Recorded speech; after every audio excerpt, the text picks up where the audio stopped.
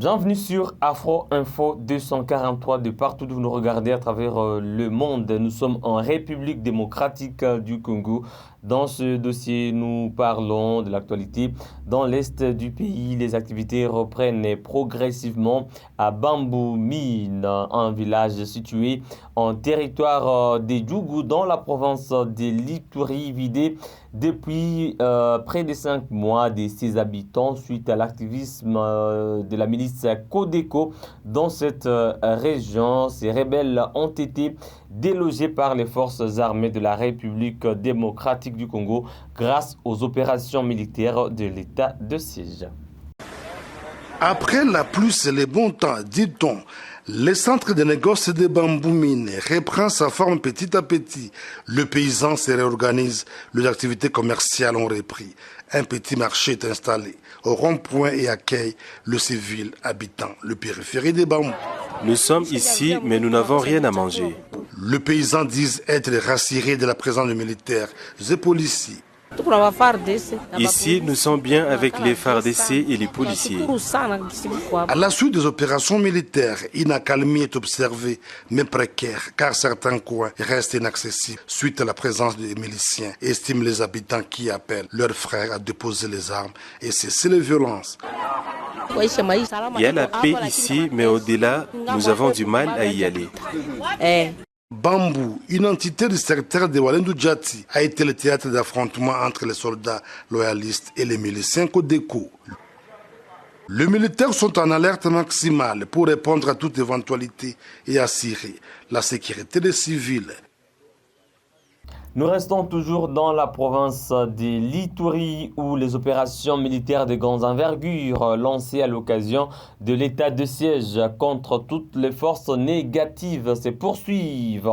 Pendant ces temps, le commandant de la 32e région militaire a effectué une visite de réconfort moral à l'équipe de la task force rescapée du kidnapping de la milice Codeco.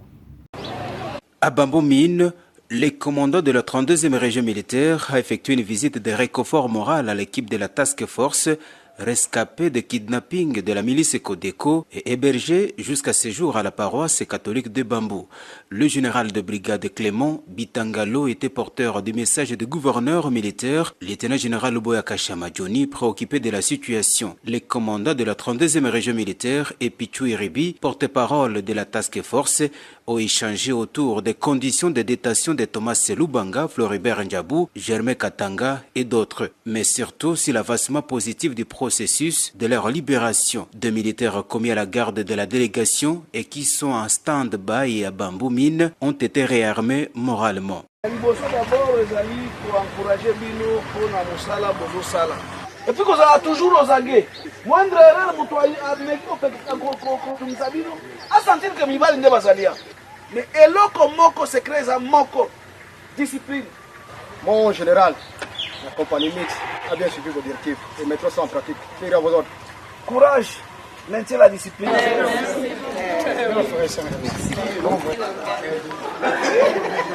Thomas Selubanga, Floribert Ndjabou, Germain Katanga et consorts, à mission de sensibilisation de miliciens Codeco dans la région de Bambou, ont été kidnappés le 16 février dernier.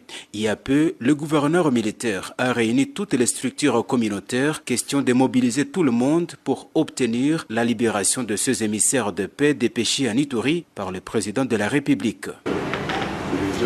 Et dans un autre registre, coopération RDC-Union européenne, une délégation de l'Union européenne a été reçue par le président de l'Assemblée nationale, Christophe Mbosso, vendredi à Kinshasa. Une forte délégation de l'Union européenne, en fait l'Union européenne et ses États membres, la Belgique, la Suède, l'Espagne, enfin les différents États membres qui m'accompagnaient. C'est une rencontre qui s'inscrit dans le cadre du dialogue politique que nous entretenons régulièrement avec les autorités nationales, avec le gouvernement, avec les institutions parlementaires, avec la société civile. Et la réunion d'aujourd'hui s'inscrivait dans ce cadre, particulièrement dans le cadre de l'ouverture de la session parlementaire Le président Mbosso d'ailleurs remarquait que nous étions venus nombreux assister à l'ouverture de la session mardi. Et pour nous, c'était l'opportunité d'aborder ensemble différents sujets d'intérêt commun qui existent dans le cadre de ce dialogue politique. On a vraiment abordé beaucoup de sujets qui nous intéressent, qui intéressent le Congo, qui nous intéressent ensemble. On a parlé de la lutte contre les trafics illicites, de la lutte contre la corruption, des différents projets de loi qui existent en la matière. On a évoqué avec le président les sujets liés au changement climatique, liés à l'importance aussi du genre.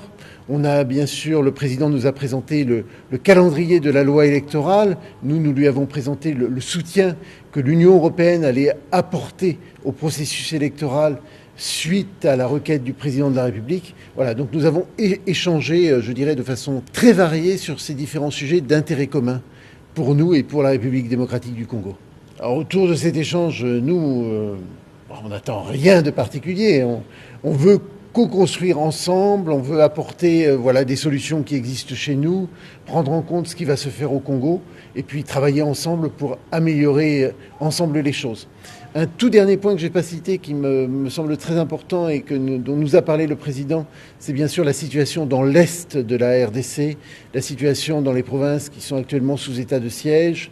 Nous avons aussi échangé là-dessus et nous avons aussi entendu les demandes du président par rapport au soutien que doit apporter l'Union européenne au gouvernement de la République démocratique du Congo avec d'autres partenaires pour essayer de ramener la paix dans l'est du Congo. Nous restons dans la capitale de la République démocratique du Congo. Le président Félix Antoine Tshisekedi Tshilombo a présidé la 45e réunion du Conseil des ministres. Félix Tshisekedi a reçu une surprise des membres du gouvernement congolais à l'occasion de son retour au pays après un séjour à Bruxelles, en Belgique, pour des soins.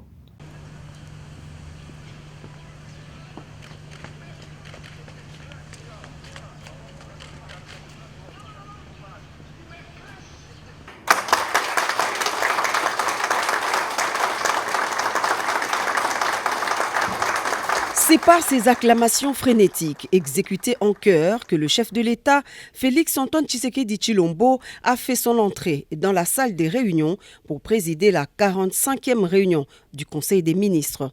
Une joie immense que dégageait l'auditoire, le Premier ministre, les vice-premiers ministres, ministres d'État, ministres délégués et vice-ministres, tous regaillardis de retrouver en bonne mine et en santé de fer le président de la République revenu fraîchement de Bruxelles pour des raisons de santé. Contrairement à la tradition, le gouvernement l'a voulu en mode présentiel, histoire de retrouver cette chaleur humaine qui rime avec solennité, mais le tout dans le respect des gestes barrières, car tous étaient soumis préalablement à un test Covid rapide avant l'entrée dans la salle du Conseil. Dans le fond, le Conseil n'a pas dérobé à ses matières régaliennes. Tous les points essentiels étaient passés au peigne fin. Communication du chef de l'État, point d'information, approbation d'un relevé des décisions du Conseil des ministres, examen et adoption des dossiers. À la fin de la réunion, le président de la République a confié tous les membres à un repas de famille, mieux de retrouvailles.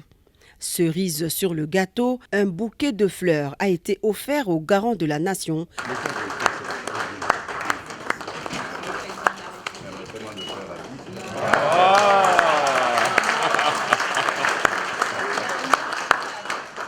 Question pour le gouvernement de lui souhaiter un bon retour et un prompt rétablissement. Les autres détails seront donnés par le ministre de la Communication et Médias, porte-parole du gouvernement. Mesdames et messieurs, c'est par là que nous mettons un terme à ce grand dossier sur Afro Info 243. Merci à vous tous et vous toutes de nous avoir suivis du début à la fin. On se fixe un nouveau rendez-vous d'actualité. Si vous êtes à nouveau à la chaîne, n'oubliez pas de vous abonner dès maintenant. Il suffit tout simplement de cliquer sur s'abonner. Activez également la cloche de notification pour ne rien rater de nos prochaines productions. Laissez-nous un j'aime sur cette vidéo pour nous encourager à observer toujours davantage chaque jour que l'actualité et chaque fois que l'actualité l'exige. Vous resterez au parfum de la culture de l'Est de la République démocratique du Congo. À très bientôt.